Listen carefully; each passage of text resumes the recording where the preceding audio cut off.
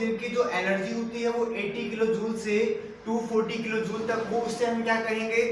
Strong bond कहेंगे। और दूसरा अपने पास था वीक बॉन्ड। वीक बॉन्ड क्या होता है? ऐसे बॉन्ड जिनकी energy 40 less than 40 kilo joule हो, उसे हम क्या कहेंगे? वीक बॉन्ड कहेंगे। अब भाई साहब हमने पढ़ा था कि स्ट्रॉन्ग बॉन्ड 4 टाइप के होते हैं, 4 टाइप के होते हैं। कौन कौन से? Covalent bond, coordination bond, ionic bond और मेटालिक बॉन्ड। ये 4 टाइप के अपने पास कौन से होते हैं? Strong bond. और इसी टाइप से हमने पढ़ा था वीक बॉन्ड कितने होते हैं? वीक बॉन्ड अपने पास 2 टाइप के होते हैं, तो हाइड्रोजन बॉन्ड होते हैं, दूसरा अपने पास कौन सा होता है? Van der Waals bond. यहां तक हमने कंप्लीट कर लिया था। आज के लेक्चर में हम स्टार्ट करेंगे कोवेलेंट बॉन्ड के बारे में। क्या स्टार्ट करने वाले हैं? कोवेलेंट बॉन्ड के बारे में कुछ बातें हैं वो पढ़ने वाले हैं, ठीक है? घर पे जाके देखता है क्या वीडियो? देखता है? झूठ बोल रहा है।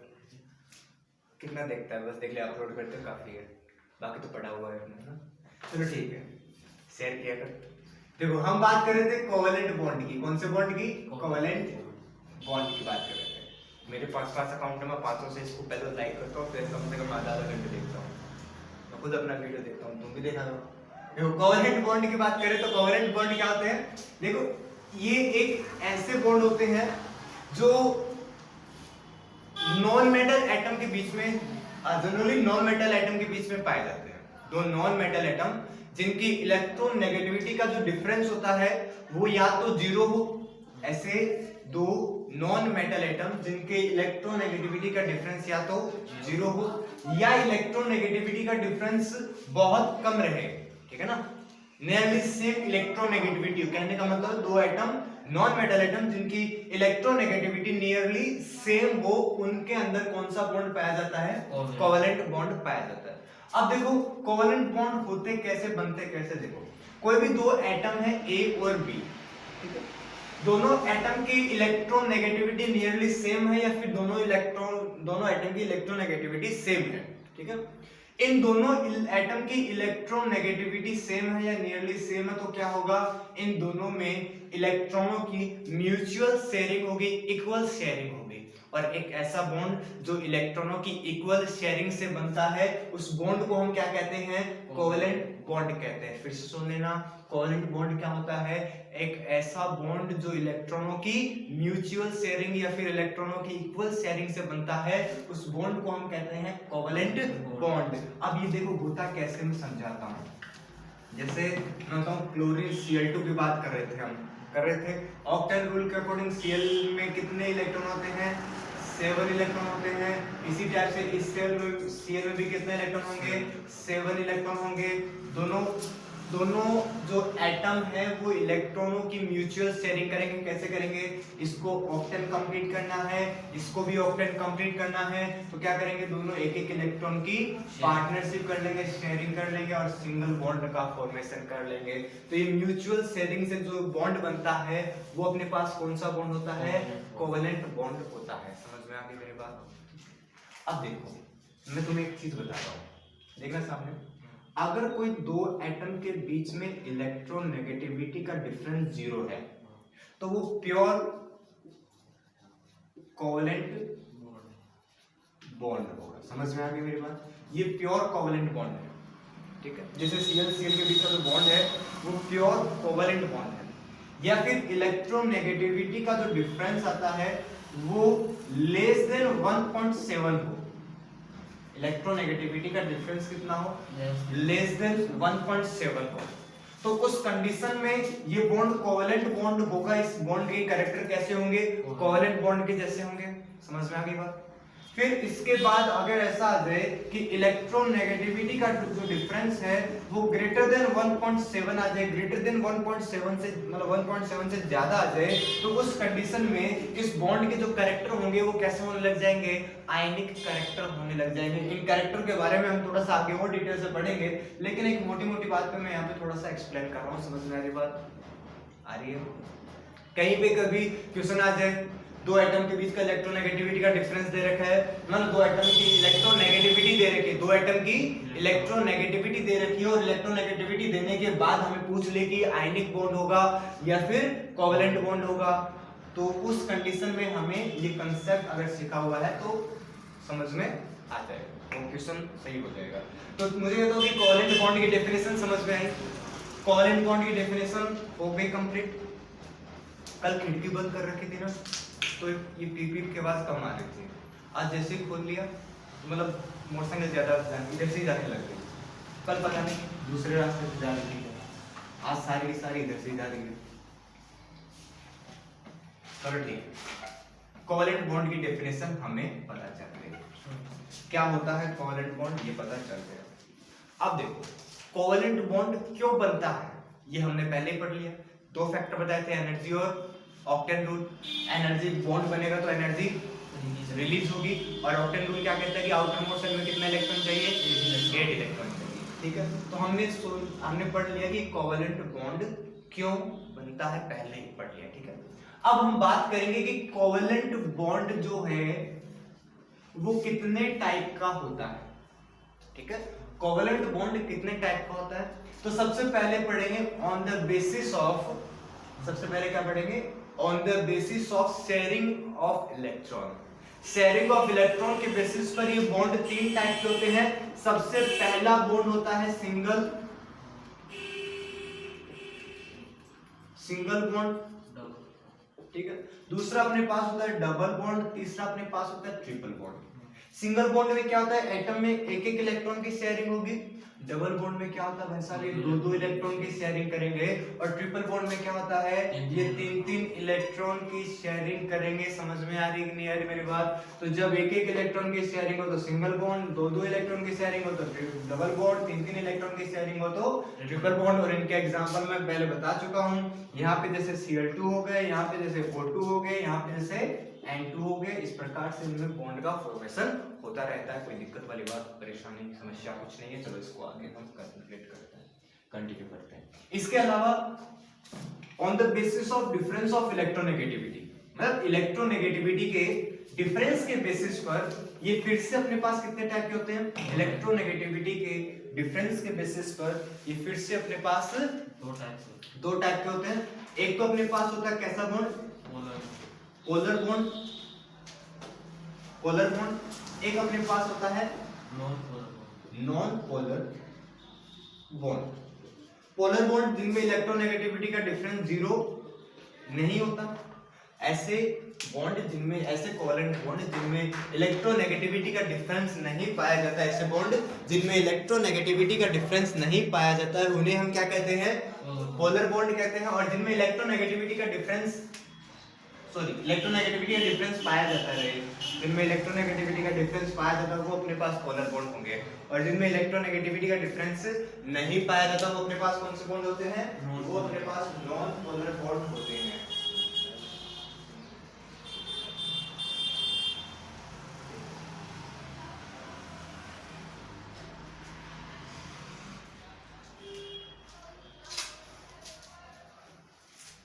तो आगे देखते हैं इसके अंदर।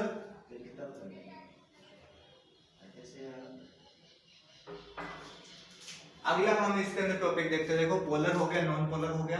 इसके बाद हमारे पास आता है कि ये बॉन्ड बनते कैसे, कोवेलेंट बॉन्ड बनते कैसे।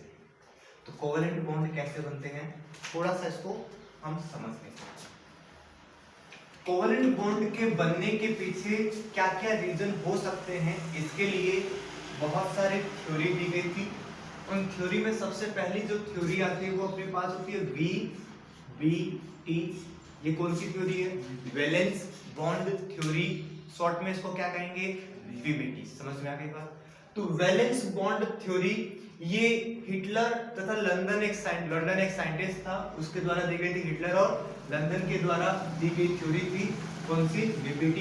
और इस थ्योरी के अंदर जो करेक्शन का काम किया था, जो इस थ्योरी को बहुत बढ़िया तरीके से फिर से एक्सप्लेन करने का काम किया था, वो था पॉलिंग और स्टेलर।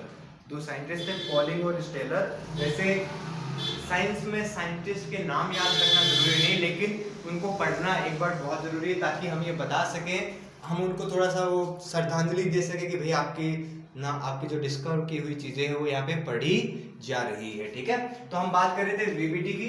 VBT किसके द्वारा दी गई थी, हिटलर और लंदन के द्वारा दी गई थ्योरी थी। फिर उसके बाद इसमें जो करेक्शन किया था, इसको जो एक्सपेंड किया था इस थ्योरी को, वो कौन थे साइंटिस्ट, पॉलिंग और स्टेलर। तो ये दो साइंटिस्ट थे, ठीक है। अब ये देखो बॉन्ड, ये थ्योरी कहती क्या है, वीबीटी थ्योरी क्या कहती है कि कोवलेंट बॉन्ड किस प्रकार से बनता है, इसको एक्सप्लेन करने का काम करती है कौन, वीबीटी थ्योरी। कोई भी कोवलेंट बॉन्ड कैसे बनता है इसको एक्सप्लेन करने का काम क्या करेगी, वीबीटी थ्योरी करेगी। अब ये थ्योरी बोलती है कि बॉन्ड फॉर्मेशन के अंदर, देखो बॉन्ड फॉर्मेशन जब होता है तो इसमें आउटर मोस्ट सेल के, आउटर मोस्ट सेल के इलेक्ट्रॉन पार्टिसिपेशन लेते हैं। बॉन्ड फॉर्मेशन में कौन से इलेक्ट्रॉन पार्टिसिपेट करेंगे, आउटर मोस्ट सेल के इलेक्ट्रॉन पार्टिसिपेट करेंगे। बहुत बढ़िया। अब आउटर मोस्ट सेल में भी कौन से इलेक्ट्रॉन पार्टिसिपेट करेंगे, जो अकेले हैं, अनपेयर्ड है, ठीक है ना, जो अभी जिनकी पेयरिंग नहीं हुई है या फिर जो अनपेयर्ड है, वही अनपेयर्ड इलेक्ट्रॉन ही आउटर मोस्ट सेल के अंदर क्या कर सकते हैं, शेयरिंग कर सकते हैं, वही बॉन्ड बना सकते हैं। देखो बॉन्ड बनाने का किसी के साथ भी कोई भी बॉन्ड अगर बनाना हो तो वो किसी एक आदमी को अधिकार मिला, वो कौन है, जो सिंगल रहे, जो पहले से डबल है उसको तो बॉन्ड बनाने की जरूरत नहीं है ना, समझदार हो। देखो तो अनपेयर्ड मतलब वीबीटी कहती है कि सिंगल आदमी ही क्या बना सकता, सॉरी सिंगल इलेक्ट्रॉन ही क्या बना सकता है, बॉन्ड बना सकता है। सिंगल ही क्या बनाएगा, बॉन्ड बनाएगा। सिंगल इलेक्ट्रॉन ही बॉन्ड बनाएगा, यानी अनपेयर्ड इलेक्ट्रॉन ही बॉन्ड बनाएगा, ठीक है। और अनपेयर्ड भी कौन सा, जो आउटर मोस्ट सेल में प्रेजेंट हो, कोई दिक्कत वाली बात। अब ये बॉन्ड बनाएंगे कैसे, समझो, बनाएगा कौन ये तो पता चल गया, बनाएंगे कैसे। इसमें होता क्या है कि जो आउटर मोस्ट सेल के अनपेयर्ड इलेक्ट्रॉन वाले जो ऑर्बिटल होते हैं, आउटर मोस्ट सेल के अनपेयर्ड इलेक्ट्रॉन वाले जो ऑर्बिटल होते हैं, वो ऑर्बिटल दो अलग अलग एटम के ऑर्बिटल क्या करते हैं, आपस में मिश्रित हो जाते हैं, मतलब मिक्स हो जाते हैं आपस में। मेरी बात समझ रहे, दोनों आपस में मिक्स हो जाएंगे। इसको हम कहेंगे ओवरलैपिंग। इसको हम क्या कहेंगे, ओवरलैपिंग। देखो मैं समझाता हूँ, थोड़े बहुत मिक्स होंगे, यानी कम पूरे मिक्स हो गए ऐसा नहीं हो, तो थोड़े बहुत मिक्स होते हैं। जैसे मैं एग्जांपल से समझाऊं, जैसे एक हाइड्रोजन है, ठीक है, हाइड्रोजन के पास कौन सा ऑर्बिटल होता है, एस ऑर्बिटल होता है क्या, और इसका इलेक्ट्रॉनिक कॉन्फ़िगरेशन क्या होता है, 1s1। यानी ये हाइड्रोजन है, इसके पास एक इलेक्ट्रॉन होगा कुछ इस प्रकार से, मतलब ये हाइड्रोजन का s ऑर्बिटल है, उसके पास क्या है, इलेक्ट्रॉन है। इसी टाइप से दूसरा हाइड्रोजन है, दूसरे हाइड्रोजन के पास भी क्या है, एक इलेक्ट्रॉन है, ठीक है। दोनों कौन से ऑर्बिटल है, s ऑर्बिटल। समझ में आ गया मेरे पास, दोनों s ऑर्बिटल आपस में क्या हो जाएंगे, क्योंकि ये भी सिंगल इलेक्ट्रॉन है, ये भी सिंगल, और सिंगल को वरदान मिला है कि तुम बॉन्ड बना सकते हो। समझ में आया मेरे पास, तो ये भी सिंगल है, ये भी सिंगल है, तो ये क्या होना चाहेंगे, बॉन्ड बनाना चाहेंगे। बॉन्ड कैसे बनाएंगे, ये दोनों ऑर्बिटल जहां पर इनकी इलेक्ट्रॉन डेंसिटी एक्चुअल में ज्यादा होती है, उस जगह से ये क्या करेंगे, ओवरलैपिंग करेंगे, उस जगह से दोनों क्या करेंगे, आपस में मिलना स्टार्ट करेंगे। तो यहाँ पर होता क्या है, ये इस प्रकार से दोनों ऑर्बिटल आपस में क्या हो जाते हैं, थोड़े बहुत यहाँ पर मिक्स हो जाते हैं, क्योंकि यहाँ पर इनको लगता है कि इलेक्ट्रोनेगेटिविटी क्या है, ज्यादा। ऐसे में समझाने के लिए बता रहा हूँ, ठीक है ना, यहाँ पर इलेक्ट्रोनेगेटिविटी ज्यादा है, तो यहाँ पर दोनों क्या हो जाएंगे, आपस में मिक्स हो जाएंगे। इस फिनोमेना को हम क्या कहेंगे, ओवरलैपिंग कहेंगे। तो दो डिफरेंट एटम के जो ऑर्बिटल होते हैं, अनपेयर्ड इलेक्ट्रॉन वाले ऑर्बिटल होते हैं बेटा, वो आपस में क्या हो जाते हैं, जुड़ जाते हैं, मिक्स हो जाते हैं। मेरी बात समझ में आई कि नहीं आई, वो आपस में जुड़ जाएंगे, मिक्स हो जाएंगे। इस फिनोमेना को हम क्या कहेंगे, ओवरलैपिंग। और इसी ओवरलैपिंग की वजह से क्या बनता है बेटा, बॉन्ड बनता है। क्या बनता है, बॉन्ड बनता है, ठीक है। देखो लाइट भी चली गई, यहाँ पे बॉन्ड बनेगा। अब क्वेश्चन आता है कि ओवरलैपिंग से ऐसा होता क्या है। देखो जब इन दोनों के बीच में ओवरलैपिंग होगी, इन दोनों के बीच में क्या होगी, ओवरलैपिंग होगी, तो यहाँ पर जो दोनों इलेक्ट्रॉन है, उन दोनों इलेक्ट्रॉन क्या आ जाएंगे, अपोजिट स्पिन वाले हो जाएंगे। दोनों इलेक्ट्रॉन क्या हो जाएंगे, अपोजिट स्पिन वाले हो जाएंगे, जिसकी वजह से इनकी स्टेबिलिटी क्या हो जाती है, बढ़ जाती है। मेरी बात समझ में है कि नहीं है, अपोजिट स्पिन वाले जो इलेक्ट्रॉन है, इनकी स्टेबिलिटी क्या हो जाती है, फिर बढ़ जाती है। मेरी बात समझ में आई कि नहीं आई, आ गई, ठीक है। चलो अब हम बात करते हैं, नेक्स्ट टॉपिक पे आते हैं। तो मेरी बात ये समझ में आ गई होगी कि बॉन्ड का फॉर्मेशन कैसे होता है। बॉन्ड का फॉर्मेशन कौन करता है? तो मैंने कहा आउटर मोस्ट सेल वाले ऐसे ऑर्बिटल जिनमें अनपेड इलेक्ट्रॉन पाया जाता है, इन अनपेड इलेक्ट्रॉन वाले ऑर्बिटल में क्या होता है, ओवरलैपिंग होती है, जिसकी वजह से इलेक्ट्रॉन की पेयरिंग हो जाती है, और इस पेयरिंग में क्या होते हैं, दोनों इलेक्ट्रॉन अपोजिट स्पिन के साथ आपस में जुड़ जाते हैं, और इस प्रकार से क्या होता है, इनके अंदर बॉन्ड का फॉर्मेशन होता है। कोई दिक्कत वाली बात है कि नहीं? समझ में आ रही चीजें? ठीक है। अब क्या हुआ, इनके बीच में बॉन्ड का फॉर्मेशन हुआ और अपने पास कुछ ऐसी स्ट्रक्चर बनी, कोई दिक्कत? ठीक है। अब अगला अपने पास टॉपिक आता है, अगला टॉपिक आता है, देखो ये जितने भी ऑर्बिटल होते हैं ना जो ओवरलैपिंग करते हैं, ये ऐसा नहीं कि कहीं से भी ओवरलैपिंग कर लेंगे, ऐसा नहीं होता। ये उस डायरेक्शन से ओवरलैपिंग करेंगे जहां पर इलेक्ट्रॉन डेंसिटी ज्यादा या जहां पर ओवरलैपिंग बहुत बढ़िया तरीके से हो सकते हैं। मेरी बात समझ में आई कि नहीं? मतलब कोई भी दो ऑर्बिटल है, दोनों ऑर्बिटल ऐसा नहीं कि कहीं से भी ऑर्बिटल कहीं से भी ओवरलैपिंग कर ली, ऊपर से इधर से उधर से कहीं से भी ओवरलैपिंग कर ली, ऐसा इनमें कुछ नहीं होता। ये क्या करते हैं, ये उस डायरेक्शन से ओवरलैपिंग करते हैं जहां से ओवरलैपिंग क्या हो, ज्यादा हो, जहां से ज्यादा मात्रा में ओवरलैपिंग हो सके उस डायरेक्शन से क्या करते हैं, ओवरलैपिंग करते हैं। कोई दिक्कत वाली बात है?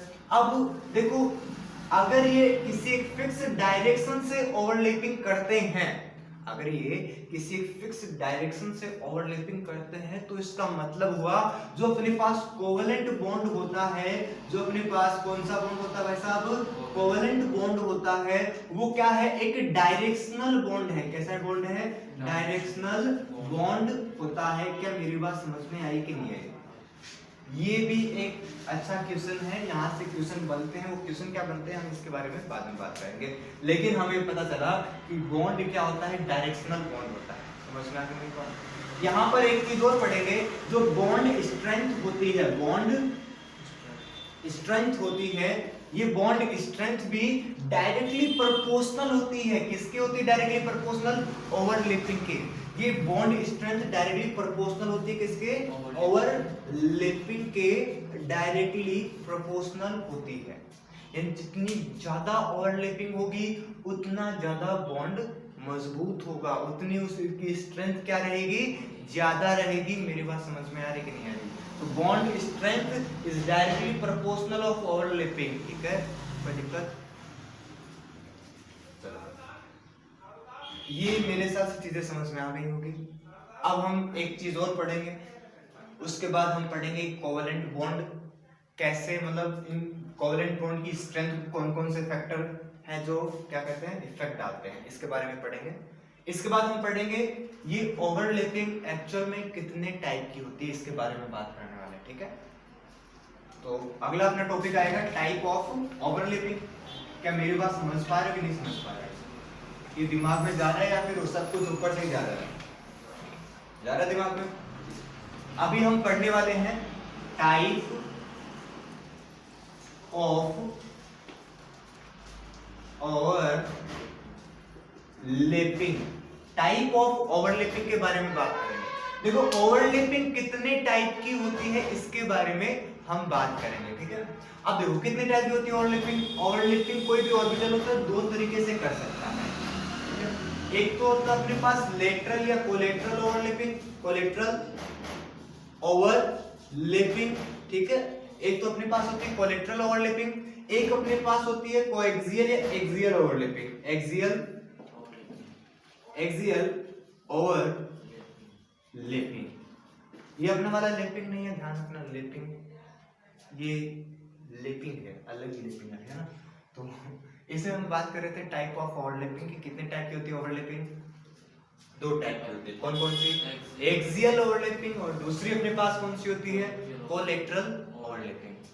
ये ओवरलैपिंग कैसे इसको डिफाइन करेंगे उससे पहले मैं एक छोटी सी चीज आपको बताता हूँ, वो थोड़ी सी ध्यान रखनी है। एक होता है न्यूक्लियर एक्सिस। क्या होती है? Nuclear axis. एक डेफिनेशन होती है न्यूक्लियर एक्सिस।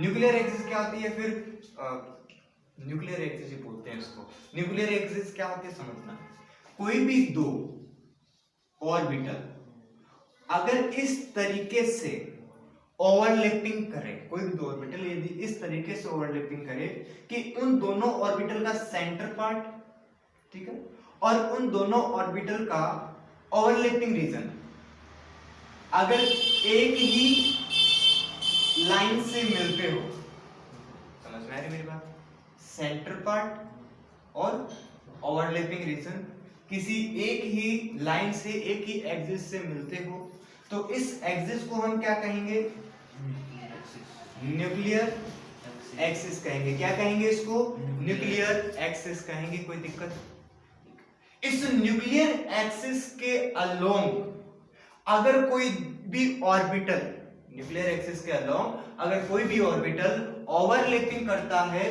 तो इसे हम क्या कहेंगे, एक्सियल ओवरलैपिंग कहेंगे। क्या कहेंगे इसे, एक्सियल ओवरलैपिंग। जनरली हम बोलते हैं जो pz ऑर्बिटल होता है, कौन सा ऑर्बिटल, pz ऑर्बिटल जो होता है, pz ऑर्बिटल जो होता है उस pz ऑर्बिटल के अंदर, pz ऑर्बिटल के अंदर क्या होता है, pz ऑर्बिटल हम ऐसा मान के चलते हैं, ये समझ लो हम ही मान के चल रहे हैं, जो pz ऑर्बिटल होता है वो न्यूक्लियर एक्सिस के अलोंग क्या करता है, ओवरलैपिंग करता है। कैसे करता है, हम मान के चल रहे हैं, ऐसा भी हो सकता है कहीं पे px लिखा हो कहीं पे py लिखा हो, जो भी इनमें से न्यूक्लियर एक्सिस के अलोंग ओवरलैपिंग करेगा उसके ऊपर हम बात करने वाले। तो वो कौन सी ओवरलैपिंग हो जाएगी, कौन सी हो जाएगी, एक्सियल ओवरलैपिंग हो जाएगी। जैसे मैं एक छोटा सा एग्जांपल बताऊं, यहाँ पर अपने पास क्या है, pz ऑर्बिटल है, ठीक है, इसके साथ दूसरा pz ऑर्बिटल क्या कर रहा है, इस तरीके से ओवरलैपिंग कर रहा है, तो ये pz ऑर्बिटल यहाँ पे क्या कर रहे हैं, ओवरलैपिंग कर रहे हैं। ओवरलैपिंग करेंगे तो ये इनका क्या हो गया, ओवरलैपिंग रीजन हो गया।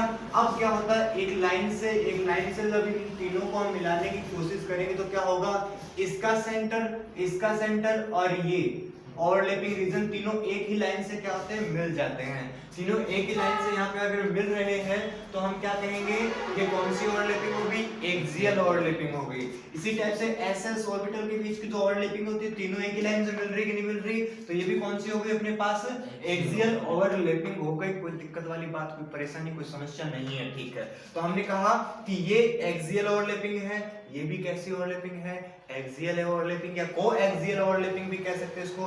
कहीं कहीं पे ऐसा भी लिख सकता है कि माना अपने पास px ऑर्बिटल है जो एक्सियल ओवरलैपिंग के अकॉर्डिंग क्या करता है, मतलब न्यूक्लियर एक्सिस के अकॉर्डिंग क्या करता है, ओवरलैपिंग करता है। मेरी बात समझ में आ रही है, मान लेते हैं px करता है, मान लेते हैं py करता है, ऐसा हो सकता है, लेकिन हम किसको मान के चलेंगे, यहाँ पर pz को मान के चलेंगे। अगर कहीं पे ये लिखा हुआ तो इनको मान लेना, कोई दिक्कत वाली बात।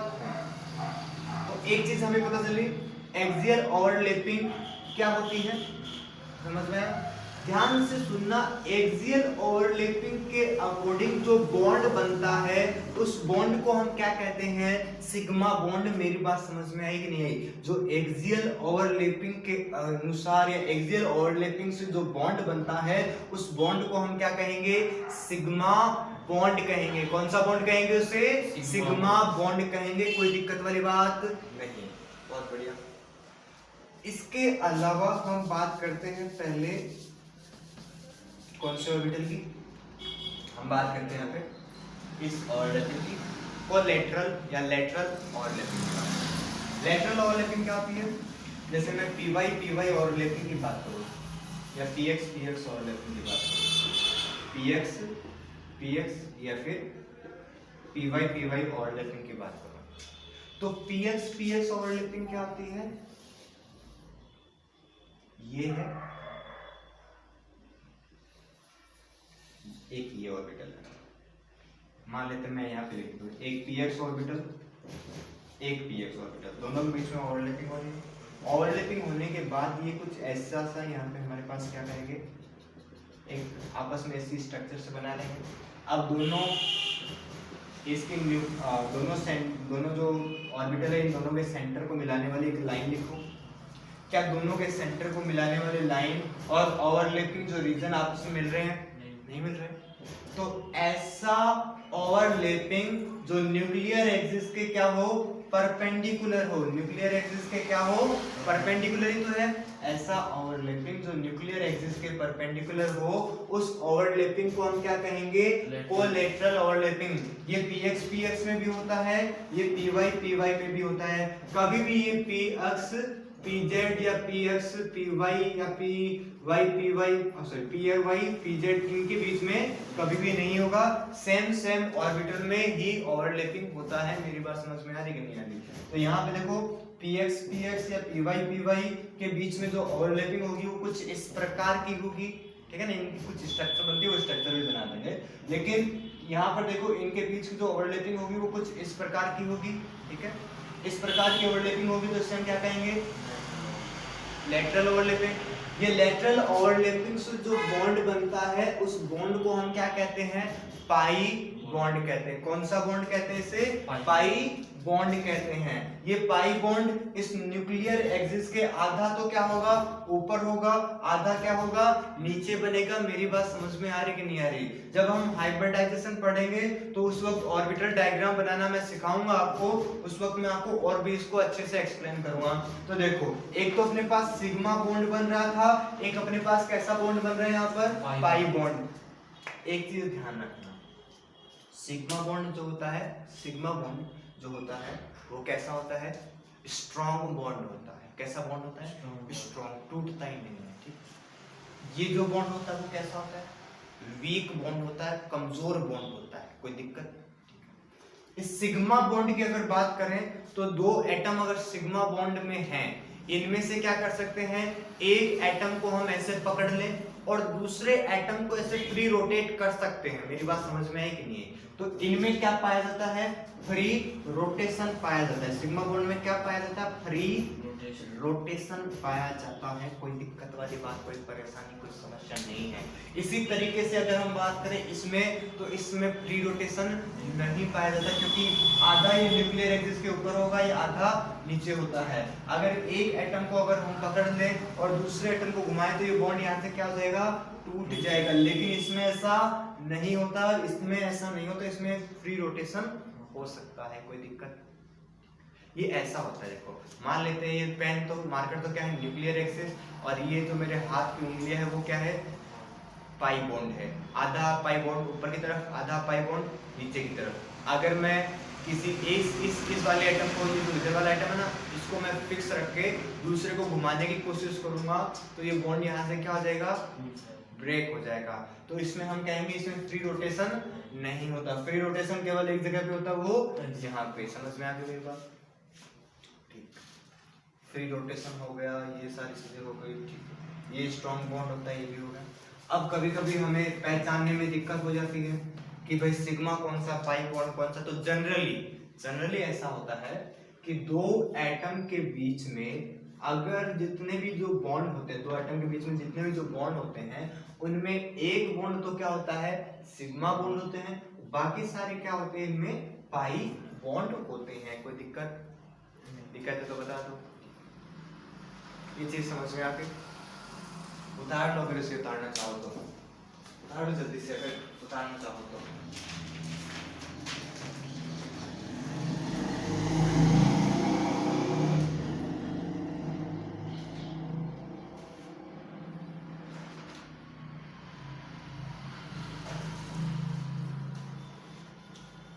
ठीक है, देखो अब सामने इसमें कोई खास चीजें तो है नहीं, उतार लिए होगा मेरे हिसाब से। अब इनके एग्जांपल पढ़ते हैं। क्या पढ़ते हैं, इनके एग्जांपल पढ़ते हैं एक एक करके। पहले तो एक्सियल ओवरलैपिंग के एग्जांपल पढ़ेंगे। एक्सियल ओवरलैपिंग में कौन कौन से एग्जांपल आते हैं, जैसे अगर एस एस के बीच में अगर ओवरलैपिंग हो तो इसे हम क्या कहेंगे, एक्सियल ओवरलैपिंग, ठीक है ना। अगर हम बात करें पीजेड और एस के बीच में हो तो इसे हम क्या कहेंगे, इसे भी एक्सियल ओवरलैपिंग कहेंगे। यहाँ से भी कौन सा बॉन्ड बनेगा, सिग्मा बॉन्ड बनेगा। इन दोनों से भी कौन सा बॉन्ड बनेगा, सिग्मा बॉन्ड बनेगा। ऐसे अगर मैं बोल दूं कि पीजेड और पीजेड के बीच में ओवरलैपिंग है, हमेशा मान के चल रहे हैं कि पीजेड कौन से एक्सिस के अकॉर्डिंग ओवरलैपिंग करता है, न्यूक्लियर एक्सिस के अकॉर्डिंग ओवरलैपिंग करता है, हम ऐसा मान के चल रहे हैं, ठीक है। तो हम बोलेंगे पीजेड के बीच में अगर ओवरलैपिंग हो तो कौन सा बॉन्ड बनेगा, सिग्मा बॉन्ड बनेगा। पीजेड के बीच में ओवरलैपिंग हो तो सिग्मा बॉन्ड बनेगा।